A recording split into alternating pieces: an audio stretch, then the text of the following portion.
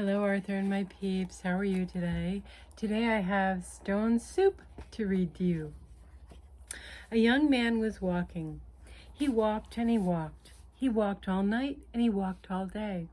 He was tired and he was hungry.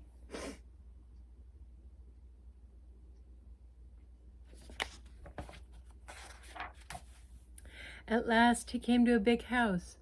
"What a fine house," he said. "There will be plenty of food for me here." He knocked on the door.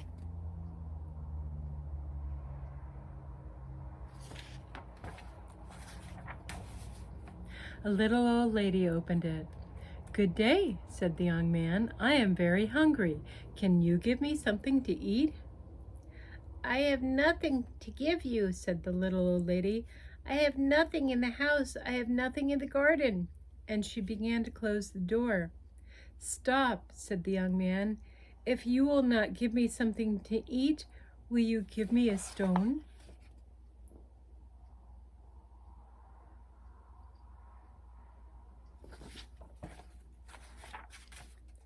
A stone?" said the little old lady. "What will you do with a stone? You cannot eat a stone." "Ah," said the young man, "I can make soup from a stone." Now, the little old lady had never heard of that. Make soup from a stone? Fancy that. "There are stones in the road," said the little old lady. The young man picked up a round gray stone. "This stone will make wonderful soup," he said. "Now get me a pot."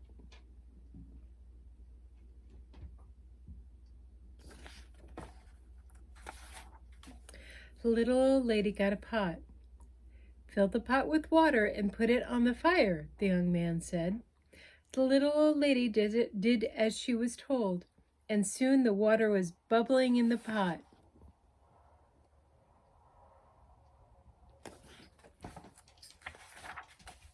The young man put in the round gray stone right into that pot. "Now we will have to wait for the stone to cook into soup," he said. The pot bubbled and bubbled. After a while, the little old lady asked, "This soup is cooking fast. It is cooking fast, which is strange." "It is cooking fast now," said the hungry young man, "but it would cook faster with some onions." So the little old lady went to the garden to get some yellow onions.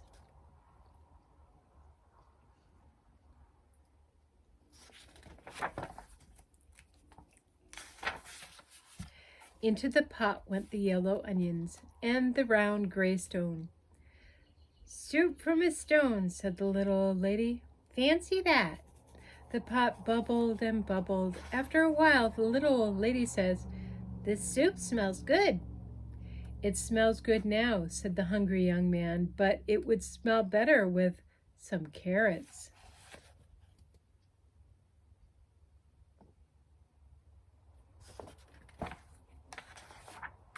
So the little old lady went out into the garden and pulled up all the carrots she could carry.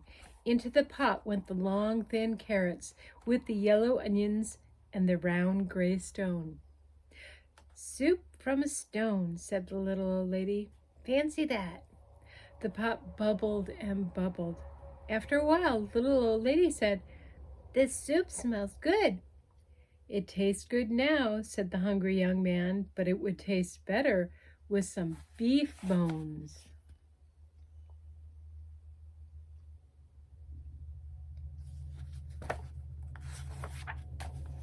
So the little old lady went to get some juicy beef bones. Into the pot went the juicy beef bones and the long thin carrots and the yellow onions and the round gray stone. "Soup from a stone," said the little old lady. "Fancy that." The pot bubbled and bubbled. After a while, the little old lady said, "This soup is fit for a prince." "If it is fit for a prince now," said the hungry young man, "but it would be fit for a king with a bit of pepper and a handful of salt." See where the lady got the beef bones? She took them from the dog.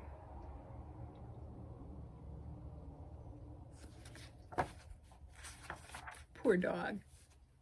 So the little old lady got the pepper and the salt. Into the pot went a bit of pepper and the handful of salt, with the juicy beef bones and the long thin carrots and the yellow onions and the round gray stone. "Soup from a stone," said the little old lady. "Fancy that." The pot bubbled and bubbled. After a while, the little old lady said, This soup, it's too thin."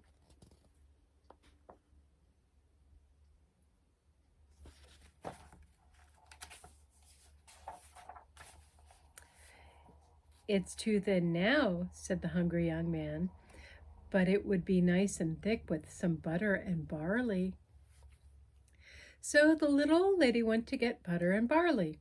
Into the pot went the butter and the barley, with the bit of pepper and the handful of salt and the juicy beef bones and the long thin carrots and the yellow onions and the round gray stone.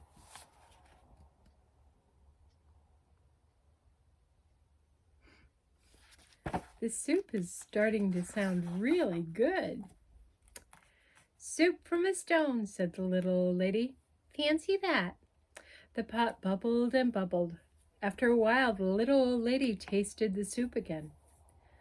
"That is good soup," she said. "Yes," said the hungry young man. "This soup is fit for a king. Now we will eat it."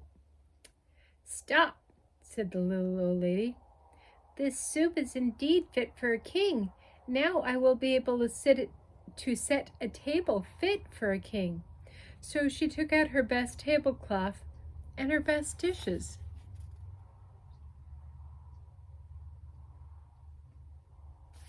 This is getting fancy. Then the little old lady and the hungry young man ate all the soup. The soup made with the butter and the barley and the bit of pepper and the handful of salt and the juicy beef bones and the long thin carrots and the yellow onions and the round gray stone.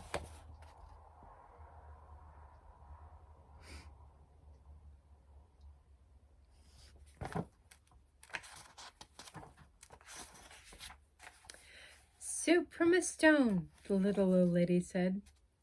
"Fancy that." "Now I must be on my way," said the young man. He took the stone out of the pot and put it into his pocket. "Why are you taking the stone?" said the little old lady. "Well," said the young man, "the stone is not cooked enough. I will have to cook some more tomorrow." And the young man said goodbye.